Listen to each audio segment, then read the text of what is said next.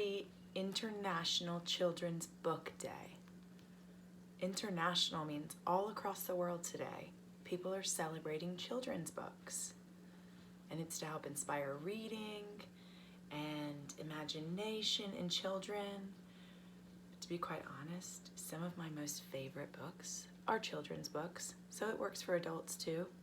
It helps us to stay light in our hearts and our minds to read children's books. And pictures are perfect for opening up your mind. So today, I'm going to read to you a book by Hans Christian Andersen. And the reason that today, April 2nd, is International Children's Book Day is because it's celebrating his birthday. And Mr. Andersen wrote books like The Emperor's New Clothes, The Little Mermaid, Thumbelina, The Ugly Duckling, and so many more. So let's read a book by him to celebrate his birthday. This book is called The Brave Tin Soldier, and you'll notice I'm reading it from my iPad, so don't forget you have your epic book account that Polly set up for you and your A to Z reading stuff. So if you have anything that's digital, like a computer or an iPad or something like that, or even a phone that can hold the program, there's a good place to find some cool books, okay? The Brave Tin Soldier by Hans Christian Andersen. There were once 25 tin soldiers. They were brothers, for they had all been made out of the same old tin spoon. They all held their rifles against their soldiers' shoulders, stood upright, and looked straight ahead. Their uniforms were very smart looking, red and blue, and very splendid. The first thing they heard in the world, when the lid was taken off the box in which they lay, was the words, "Tin soldiers." These words were spoken by a little boy who clapped his hands for joy. The soldiers had been given him because it was his birthday, and now he was putting them upon the table. All of them were exactly the same, except one who only had one leg. He had been made last of all, and there had not been quite enough tin left to finish him. But he stood still and firmly on his one leg as the others upon their two, and it is his story that we will hear about. On the table, where the tin soldiers had been set up, were some other toys, but the one that was the most popular was the pretty little paper castle. Through its tiny windows you could see straight into the hall. In front of the castle stood little trees around a small mirror, which was meant to be the lake. Little toy swans swam on it, in which you could see the reflections. All this was very pretty, but prettiest of all was a little lady who stood at the castle's open door. She too was cut out of paper, but she wore a lovely dress and a narrow blue ribbon over her shoulders like a scarf, and in the middle of the ribbon was a shining tinsel rose. The little lady stretched out both her arms, for she was a dancer, and then she lifted one leg so high that the soldier quite lost sight of it. He thought that she only had one leg as well. That would be just the wife for me, he thought, if she wasn't so grand.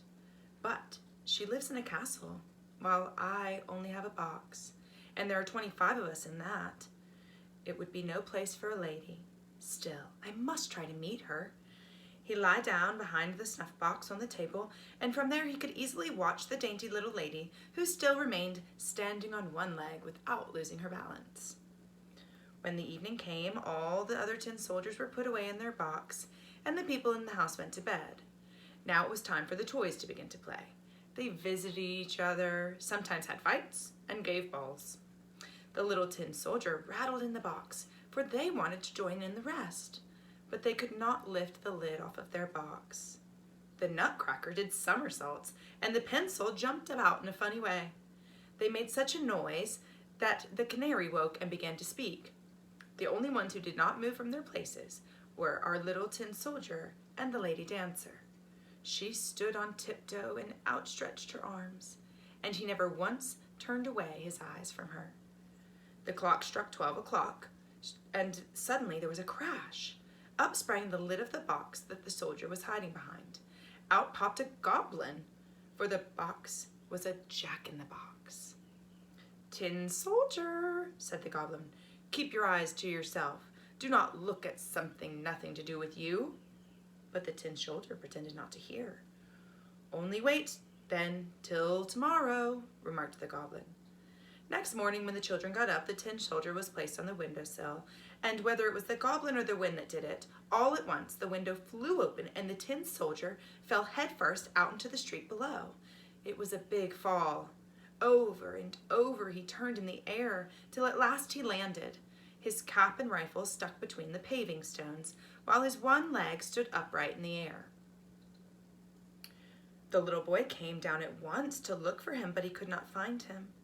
If the soldier had called, "Here I am," he might easily enough have heard him, but he did not think of it right to crawl out for help, as he was supposed to be a brave soldier. It now began to rain. Faster and faster fell the drops, until there was a heavier shower, and then it was over. Two boys came to the street nearby. "Look you," said one, "there's a tin soldier. He must come out and sail in a boat." So they made a boat out of an old newspaper and put the tin soldier in the middle of it, and away he sailed down the gutter, while the boys ran along by his side, clapping their hands. All at once the boat went into a drain, and it became dark. "Where am I now?" he thought. "Yes, the goblin did this to me. If only the little lady was sailing with me in the boat, I would not care if it was twice as dark." Just then a great water rat that lived under the drain suddenly darted out. "Have you a passport?" asked the rat. "Where is your passport?" But the tin soldier kept silent and only held his rifle with a firmer grasp. The boat sailed on, but the rat followed, gnashing his teeth and crying out, "Stop him! Stop him! He hasn't paid the toll. He hasn't shown his passport." But the stream grew stronger and stronger. Already the tin soldier could see daylight at the point where the tunnel ended. At the same time he heard a rushing, roaring noise, which would have even made a braver man scared. Where the tunnel ended, the drain widened and fell into the mouth of a sewer. It was dangerous for the soldier, as sailing down a big waterfall would be for us. He was now so near it that he couldn't stop. The boat dashed on, and the tin soldier held himself so well that he didn't even wink an eye. 3 or 4 times the boat whirled around and around. It was full of water to the brim and about to sink. The tin soldier stood up to his neck in water. Deeper and deeper sank the boat. Softer and softer grew the paper, and now the water closed over the soldier's head. He thought of the pretty little dancer he would never see again, and in his ears he heard the words of the song, "Wild adventure, full of danger, take it on, brave young stranger." The paper boat parted in the middle, and the soldier was about to sink when he was swallowed by a great fish. Oh, how dark it was! Darker even than the drain, and so narrow, but the tin soldier remained brave. There he lay inside the fish, shouldering his rifle as before. To and fro swam the fish, turning and twisting and making the strangest movements, till at last he became perfectly still. Suddenly he saw a flash of light, and a voice said, "Tin soldier!" The fish had been caught, taken to market, sold and bought, and taken to the kitchen, where the cook had cut him with a large knife. She seized the tin soldier between her fingers and thumbs and took him into the room where the family sat, and where everyone wanted to see the man who had traveled in the stomach of a fish. But the tin soldier didn't feel proud. He was not at all big-headed. They put him on the table. But how could so curious a thing happen? The soldier was back in the very same room he had been in before. He saw the same children, the same toys stood on the table, and among them the pretty dancing lady, who still stood upon one leg.